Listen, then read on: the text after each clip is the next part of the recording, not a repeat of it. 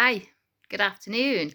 It's about 2 o'clock. I've just got home from my day of teaching as a supply teacher, and the sun's shining, and I'm in a really, really good mood. There really is no better feeling than being able to leave school early at lunchtime, come home, and enjoy your afternoon, especially if you're a mum like me and you get very little time to yourself. So it's always a huge bonus to get some time at home before the 3 o'clock pickup comes around.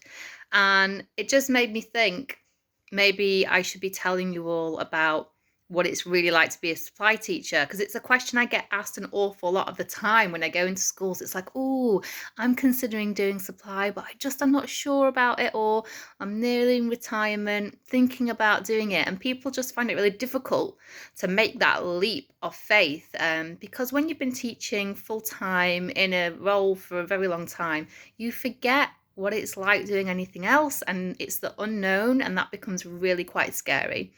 And I will admit that when I first found myself as a supply teacher, it wasn't something I really planned for my life, but it's amazing actually how much more flexibility that it's given me in my life. And do I really want to go back to doing all that extra work, all the extra hours, the unpaid overtime?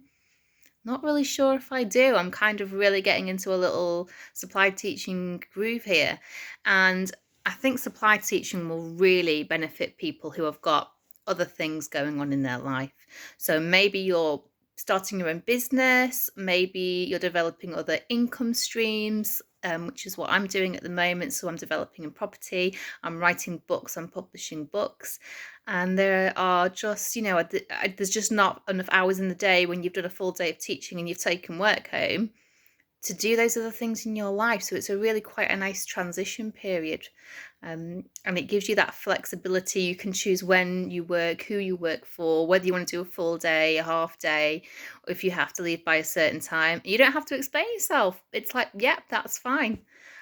Obviously, you have to deal with the ups and downs of the pay, especially around big holidays, Christmas and Easter. You have to plan your budget for those. But it is quite a nice thing to do once you get into the kind of hang of it. When I first started, it was a little bit of a shock. I will admit, the kids, they really do test you when they see a supply teacher walk in the room. However, even that has gotten better because as a supply teacher, you tend to go around the same schools. So I tend to get called to go around the same handful of schools, maybe, 4, 5, 6 schools. And the kids start to see you and they know your expectations, and they know you're not the supply teacher that can be, hoodwinked or talked round or, taken advantage of. And that really starts to make things so much easier.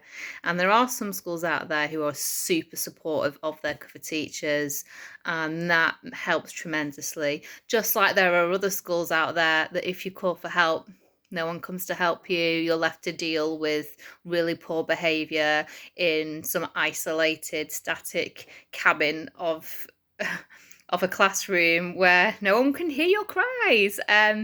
So you do get to know quite quickly which schools really do value the cover teachers and which kind of don't.